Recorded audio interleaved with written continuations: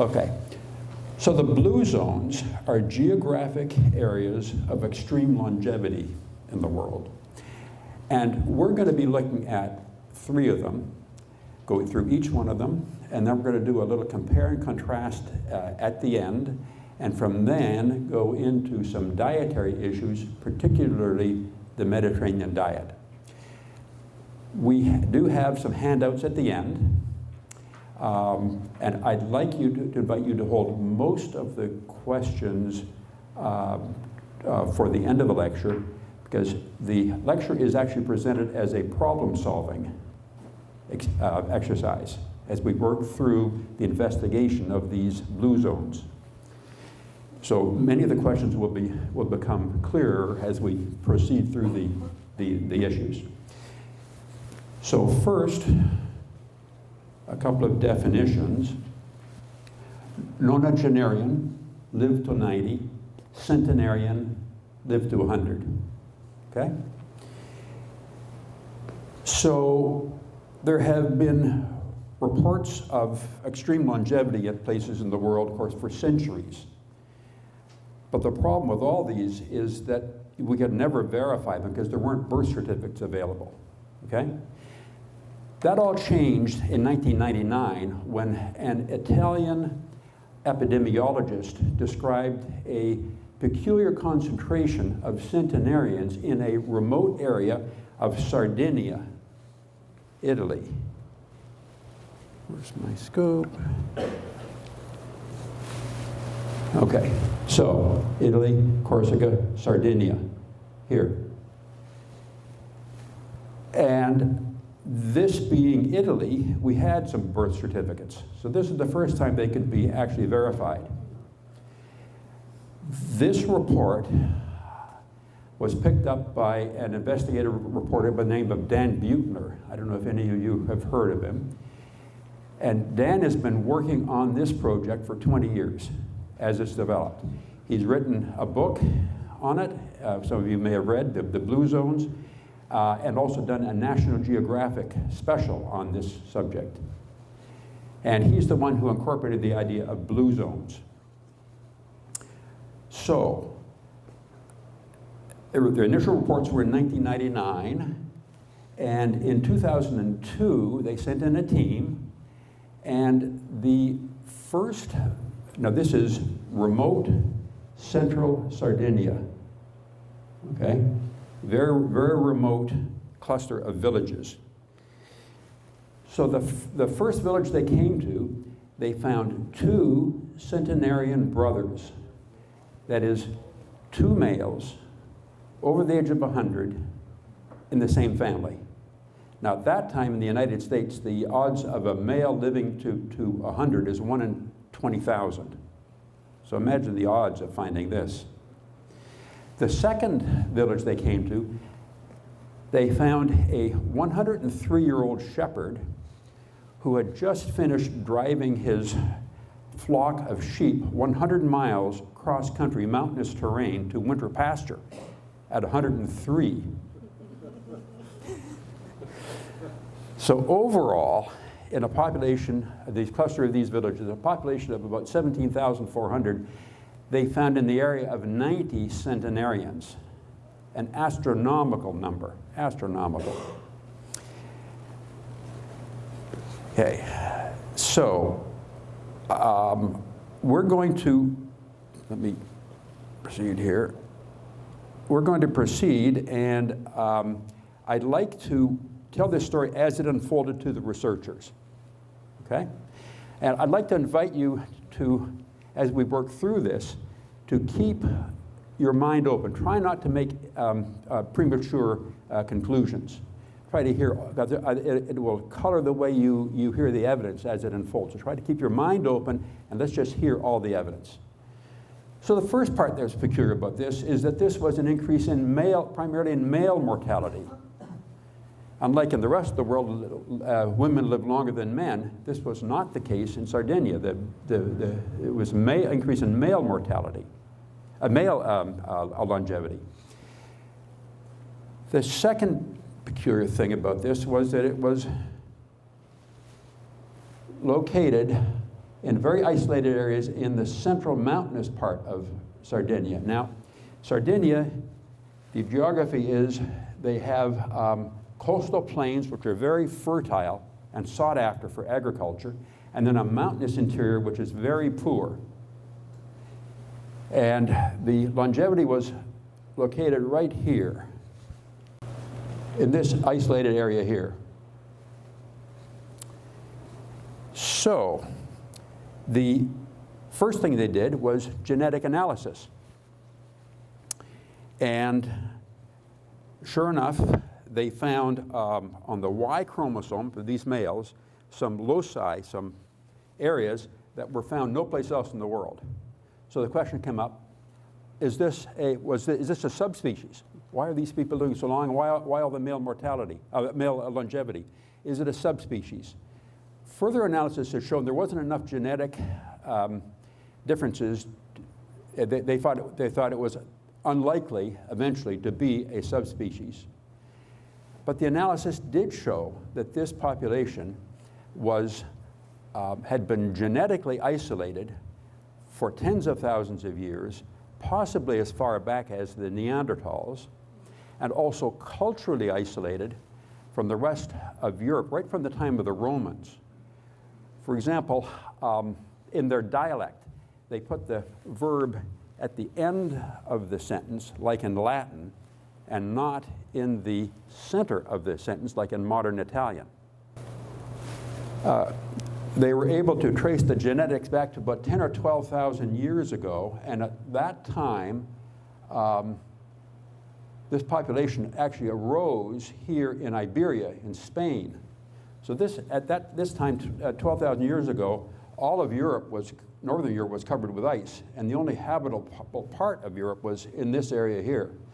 So this population arose here, and then as the ice retreated, it seems that they migrated along the course of the Riviera and then down into Sardinia. And that was occurring at about 10,000 years BCE. Now, since then, they have experienced successive waves of invaders, all of whom were interested in the coastal plains. Come back here.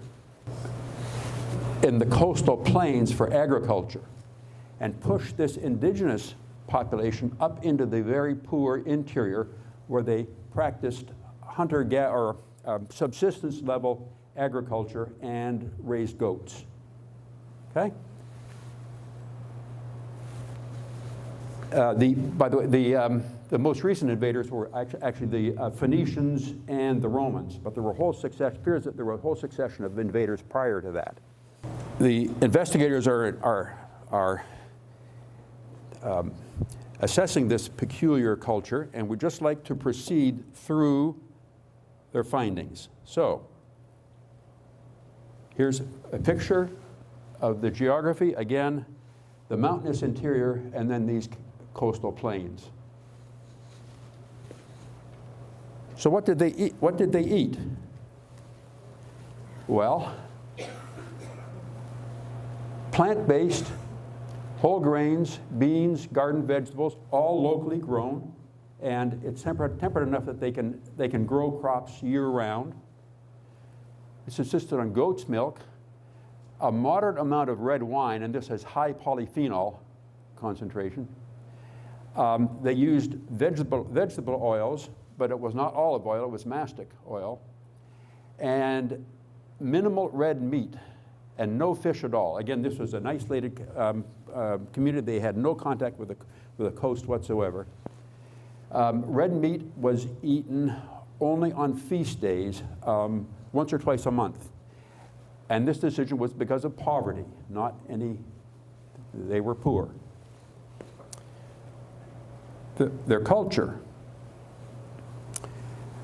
centered around families, okay? Around families, and reverence for the elderly. No convalescent hospitals at all, and a strong social network within the villages, so the families were cooperated. This was a cooperative thing, okay? So the family and then this cooperative village social structure with well-defined roles for the elderly. One of the researchers recounted going into a bar up there. And you know, normally in a bar in Europe, you expect to see pictures of soccer players, you know? What do they see? Pictures of their centenarians in the bar. They're celebrating these people. So well-defined roles for the elderly, lifelong exercise in mountainous terrain. So this is extremely mountainous. Just to go to see your neighbor, you gotta walk up hills, okay? And a very relaxed schedule.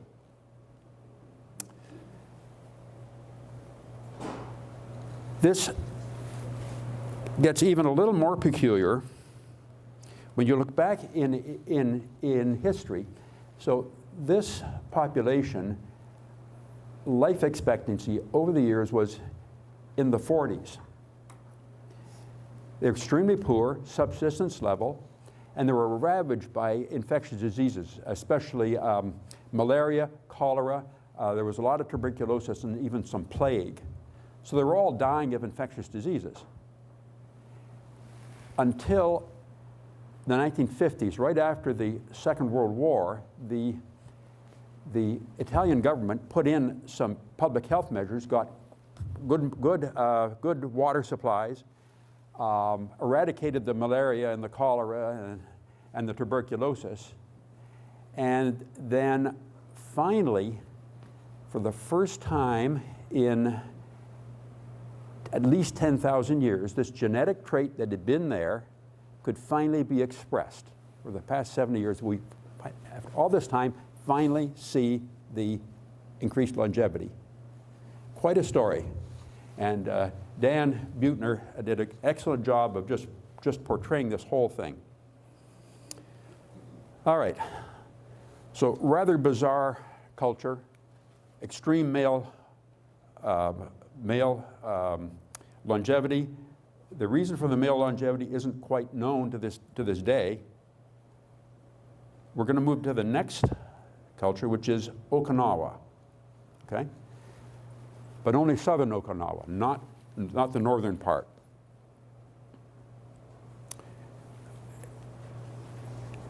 Now, again, what did they eat? Again, plant-based diet, all locally grown, and it seems that southern Okinawa is temperate enough that they can grow crops all year round, and in northern Okinawa they can't. They need to preserve, and the increased longevity is only seen in southern Okinawa. So all locally grown, but different vegetables, different than Sardinia. They use a lot of soy, and the Sardinians don't. Minimal alcohol, in contrast to the Sardinians who drank a fair bit of it. Some fish, but again, minimal red meat and pork, again because of poverty. The culture, again, built upon strong family units and a faith centered around worship of the ancestors and reverence for the elderly.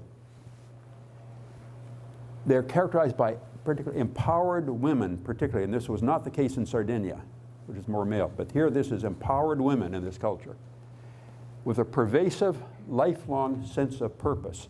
So they describe, for example, one 100-year-old that they came across. She's a 100-year-old priestess living in a village independently on her own, growing all her own vegetables, all her own food basically, whose job was to go to the temple every day, where she would plot the position of the stars and the planets. And that has something to do with the religion and the worship of ancestors and so on. So she was an astronomer. And the village considered her work extremely important in guiding them, and felt that the welfare of the village was very much tied to the ability of this 100-year-old person to do the astronomy. Remarkable. Again, strong social network within the villages which supports the family units. Again, they're a cooperative local village unit. The exercise, they don't have the same mountains that the Sardinians do, but they exercise regularly with gardening. And one of their peculiar cultural things is that they don't have chairs. So we have 100-year-old, 90 and 100-year-old people sitting on the floor, getting up off the floor without support. Okay? Try that.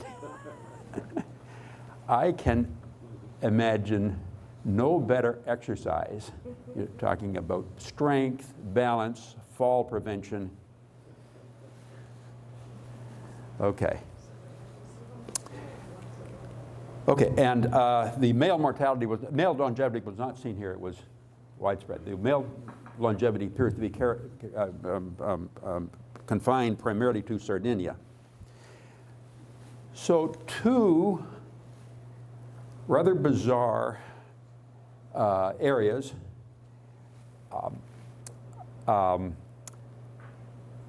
The very poor peasant subsistence level farming. We at Morningside have kind of looked at this and thought, kind of weird. In our later moments, we wonder whether maybe we shouldn't get a herd of goats. You know, we could just run them down to a back canyon and, you know, to their pasture and so on and so forth. That's still a work in progress. We'll let you know if okay. So the, you know, very interesting, but very different than our culture. And that's going to change very quickly when we come to the third area, which is our neighbors here in Loma Linda, the Seventh-day Adventists. Okay? So let's go into them. They've been known to have increased longevity as well. So go into some details. What do they eat? Again, plant-based, whole grains. They concentrate on nuts more than the others, and also high water intake is a very important part. Okay? They're really pushing the fluids.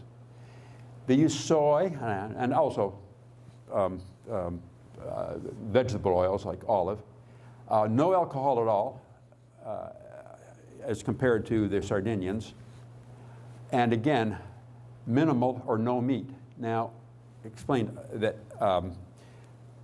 strict Adventists are completely vegetarian, but there is a range of how much people follow that as Adventists. They're not all vegetarians. There's various levels of vegetarianism within the Adventist faith. So some have some meat, but it's really restricted. The culture. Again, family-oriented, with obviously a strong faith tradition and a culture of compassion and help for others, which does give them a lifelong purpose. So they recount, it's not unusual to see like a 90-year-old Adventist giving social help to populations that are several decades younger than they are.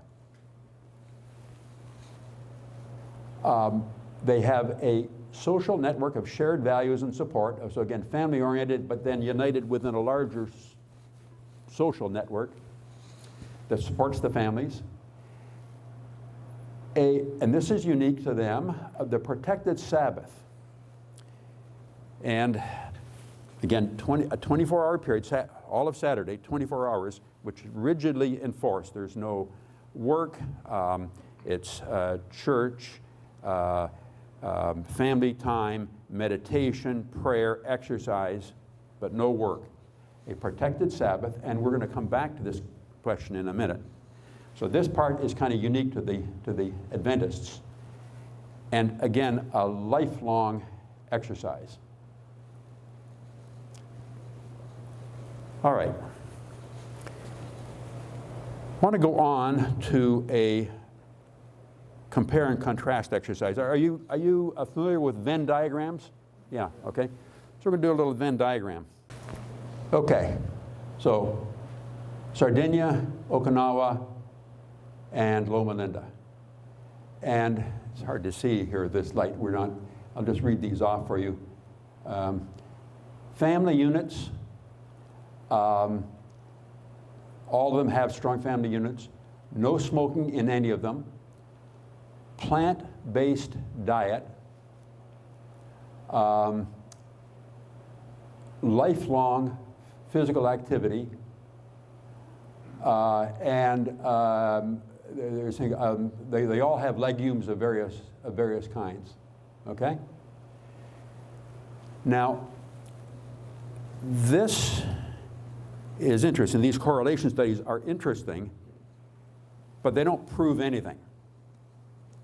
They're just correlations. We see they're all tended, these are the common things, okay? But it doesn't prove that this is the cause of the increased longevity. However, what this does do is provide targets for investigation. And these studies have prompted a furious amount of biochemical and physiological research, particularly in the areas of diet and of exercise. So for the rest of the lecture, we're going to go into the diet part. Okay. The exercise is also another area of furious research, which actually we've covered in some other lectures. I want to also give a little moment of caution here. In recent times, there's been some reevaluation of some of this Sardinian diet data. And the problem always is with these places is getting birth certificates, okay? So it may be that everybody agrees there's an awful lot of centenarians, and there's this male increased longevity in Sardinia, but it's a question of quantity, and it may not be as much as 90 per 17,000, okay? In contrast, the Adventist data is rock solid. So my comments from here on in will be primarily along the Adventist diet, the Adventist data, which we can completely rely on. Another comment before we get into this is that the people in Sardinia and Okinawa and in the other blue zones, which tend to be also peasant-based remote areas, have no idea why they live so long. You've asked them, it's the wine, it's the food, it's the whatever, but they have no idea. Contrast that with the Adventists, who are physicians, a lot of them, and they have a very definite idea of why they live so long, and we'll be going into that. Okay.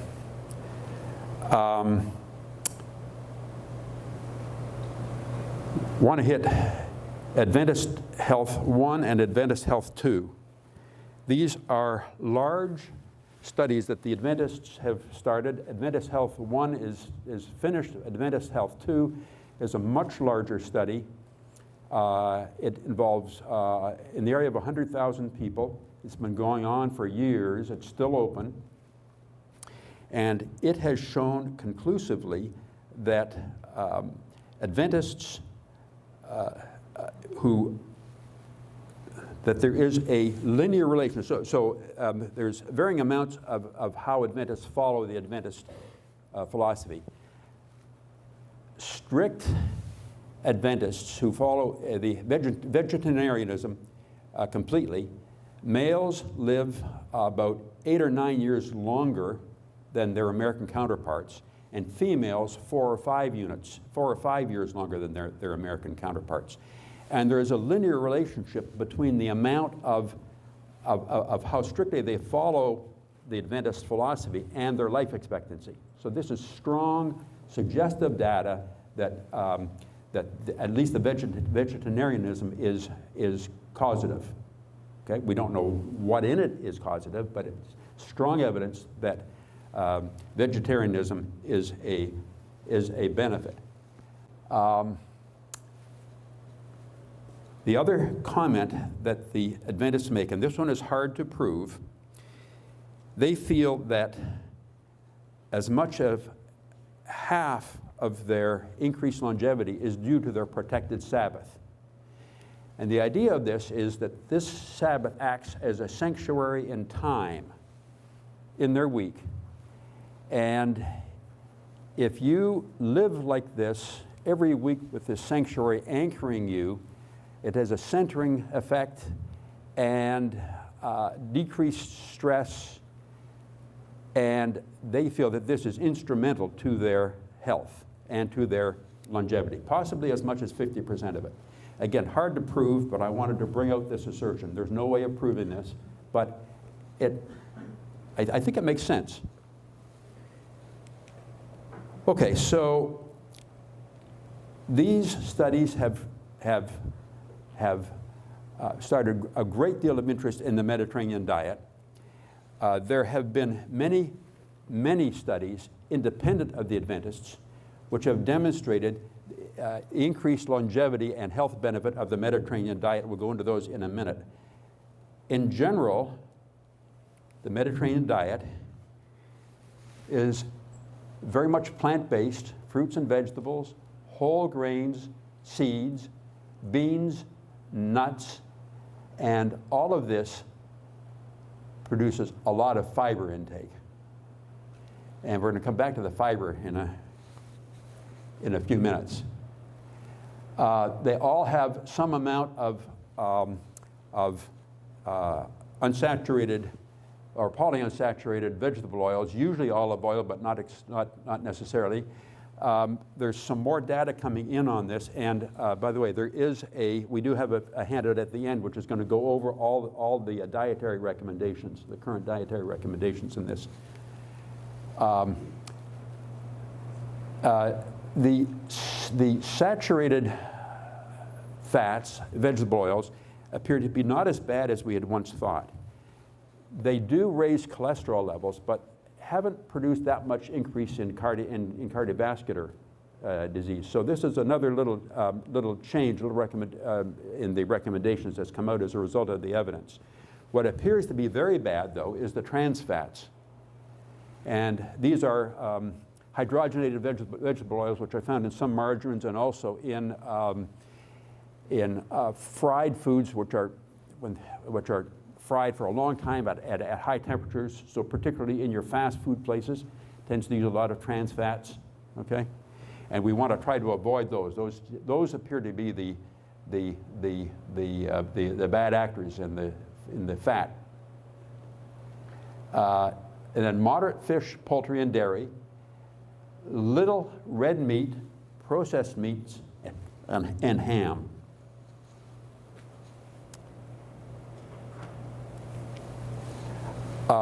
These diets, because all the vegetables and fruits are high in antioxidants, particularly vitamins A, C, and E, and also beta-carotene. Alcohol, moderate or none. Now, this alcohol thing has gone back and forth, okay? First of all, there was the reports of red wine and all the resveratrol in it, which is an anti-aging thing. But further evidence, investigation has shown that, first of all, resveratrol isn't as powerful as we thought as an anti-aging agent. And also the amount of resveratrol in red wine is so minuscule, it's unlikely to have any benefit at all. It is true that people who have a drink a day have a somewhat a small decrease in cardiovascular mortality, but an increased risk of cancers of the intestinal tract, liver, and also chronic daily drinking, even at low amounts, does uncover some amounts of alcoholism. So the current thinking is that the risks of alcohol outweigh the benefits. So we've swung back now away from advising a drink a day and all that to moderate alcohol use or none, like it's probably healthiest to have none or be a light social drinker. And lastly, weight loss. So, if you follow this,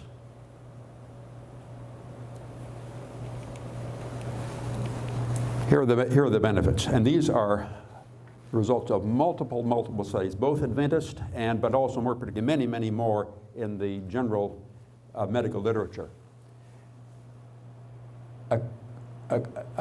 A sizable decrease in coronary disease.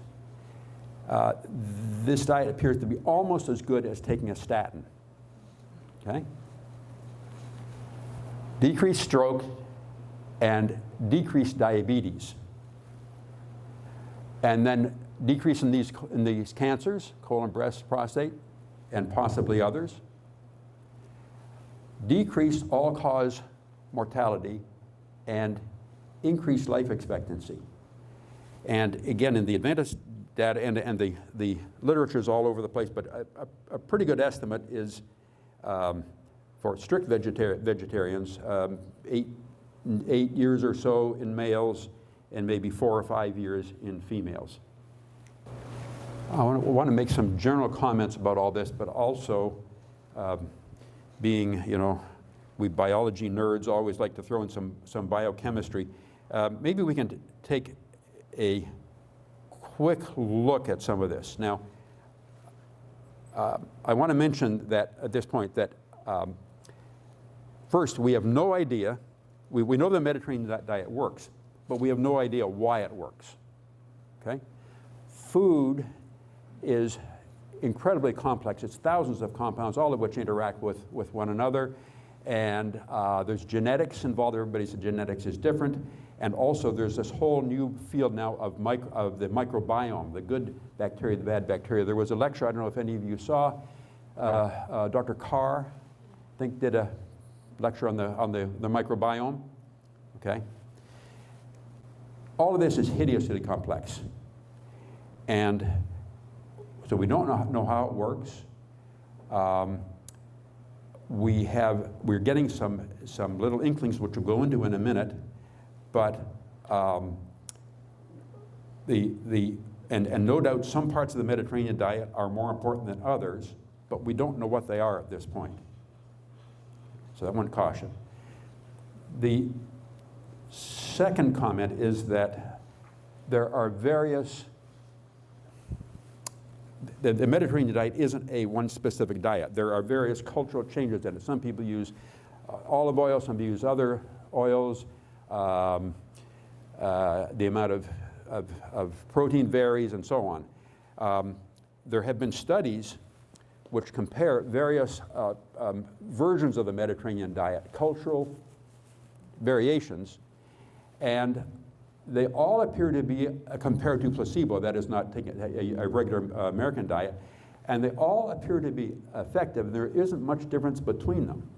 So our advice is, as long as they follow the general rule of plant-based diets and some vegetable oil and decrease or no red meat, they all seem to be fairly effective. So the advice is, I mean, follow this, eat what you like,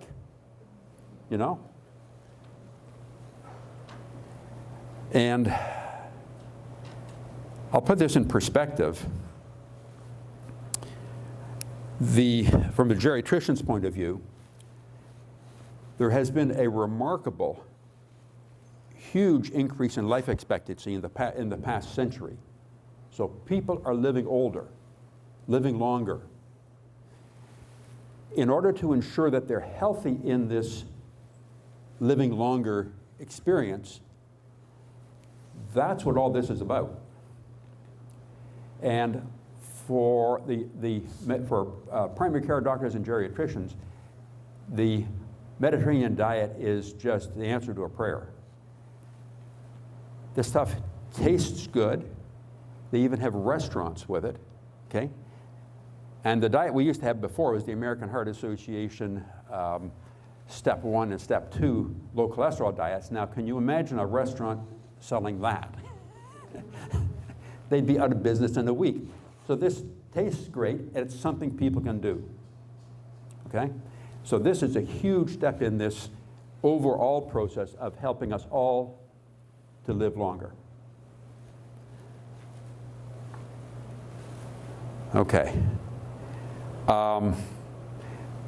So underneath all this is a huge amount of research in biochemistry and physiology. And if we got just 5 minutes, maybe we could talk about red meat and fiber. We got, you hit it? Okay. Let's do it. So why is red meat bad? We don't know all the answers, but we're getting some of them. And I'll talk to you a little bit about TMAO. Anybody heard about TMAO? Trimethylamine oxide? Okay.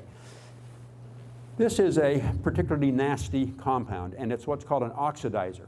So you remember before we were talking about the antioxidants, the natural antioxidants in food, and the importance of those. And by the way, taking antioxidants out of food and putting them in vitamin pills doesn't seem to work.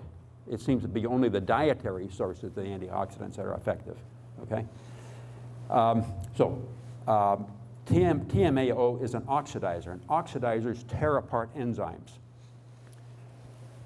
So we've got some biochemistry coming in. It appears that TMAO starts with dietary sources of what's called choline and carotene, which is present primarily in red meat. So that's eaten and comes down to the intestine, and we're jumping up here to the intestine, where it meets the microbiome. These are the good and bad bacteria. And what happens is that the bad bacteria break down this, particularly carotene, into another compound called trimethylalanine. Let's not worry about too much about the biochemistry, but just the process, which goes to the liver, and then this is subsequently metabolized to this TMAO stuff, which then goes to the heart and tears it up with its oxidation, to the kidneys, causing renal disease, and also to the arteries, causing hardening of the arteries. So just a little bit of a glimpse into, I bring this out just to give you a flavor of the biochemistry that's underpinning all these recommendations that we're seeing. As we go forward, we're going to get more and more of this. This is an exploding field. So, keep tuned and things are going to change. I'd like to take a little peek at fiber. So this is another mystery. So we've known for years that fiber improves health, particularly the intestine, but just generally. But why is that? Because fiber is completely indigestible to man. And nobody's known why it works. And the change came in the research on the microbiome, all these finally being able to find out what the good bacteria and the bad bacteria do. So, pop another little slide here, and this is a little complicated, but we'll just take our time and go through it. This is a section of colon. And you see, this is the inside of the colon, and this is the wall of the colon into the body, okay? So food's out here, and it's digested and comes and works its way down here and into the body, okay? Now, look at the anatomy. You've got the muscular layer here with all the blood vessels and all this sort of thing, but you're supporting these epithelial cells, which are the lining cells of the colon, and this little what's called a brush border, which is all these little fine little fronds, which increase surface area so it can absorb. Again, we absorb through the surface area. and then a thick layer of mucus. And in the mucus are bacteria, and particularly a bacteria called F. prosnitzii. Where they get these names, I do not know. But Faecobacterium prosnitzii, this is one of the good bacteria. And it seems that F. prosnitzii is a digester of fiber. So fiber is basically cellulose. It's this big, long carbon chain, you know, carbon, carbon, carbon, carbon. And the F. prosnitzii is able to break it down into smaller little subunits, especially a compound called pyruvate. And that's digestible to man, okay? It gets even weirder that many of these epithelial cells here lining the colon aren't even connected to the body. They don't have a blood supply. There's no blood going to them at all. They're dependent entirely for their food on the pyruvate and the butyrate that the F. prosnitzii produce. So we have this symbiosis that has been going on for, you know, ever since, even before we were primates. And it brings up just some interesting philosophical questions when you get into the microbiome. Where does the self end? You know, if these cells aren't even really connected to us and they're dependent on the bacteria, are they part of us or are they part of the bacteria? And, you know, and maybe we're all more integrated to our surroundings than we sort of conventionally think, when we're actually dependent on bacteria for our survival. Anyway, philosophical questions are profound when you get to the microbiome. All right, so the F. prosnitzii also produced this thick mucus layer, and they're dependent on fiber. So they eat what we eat. So what happens if we don't eat fiber? We come over to here. The mucus layer has collapsed. These cells are not getting nutrition, so they're beginning to look sick. And you see these tight synaptic joints here. Because these cells are dying, these are opening up. And there are other bacteria which are sitting in the colon which now can penetrate through here and get down into the muscular layer and cause infection, and also a profound increase in the immune system as they fight all these bacteria. So the immune system is overactive and tends to produce autoimmune diseases like Crohn's disease and so on and so forth.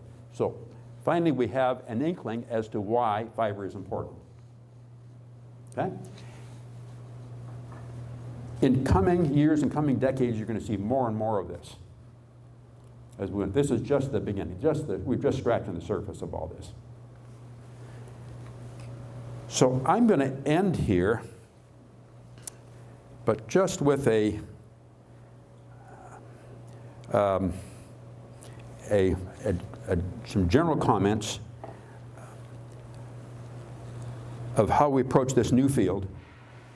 And all of us have to take a look at it and plot our personal journey through all this new stuff. And I'll share with you mine. Since I've been doing this, first I tried to become a vegetarian. That didn't work. I mean, after all these years, it was just really hard to make that transition. But what I was successful with was moving to a more plant-based diet, okay? And what we'd like to see is that you move the animal protein to a side dish, and the plants and vegetables are the main dish. The other thing I was able to accomplish is a huge decrease in red meat. I mean, I seldom eat it anymore. This is for me. And you know, I don't even like it. You know, I just, you change. And as a result of this, I've lost weight. My blood pressure is a bit lower and my cholesterol is a bit lower. And I feel better. So that's my personal journey through it. I intend to keep pushing this a little bit more and trying to get a little bit more plant-based. I'm never going to become a vegetarian, and I'm okay with that. And I would encourage all of you to plot your personal journey through this data and keep tuned, because it's all going to change. All going to develop. We say it's not going to change. We're going to, Mediterranean diet's here to stay, but it's going to develop. We're going to find out parts of it that are more important than others, and so on and so forth. Okay, very good. Well, thank you very much for coming. Okay.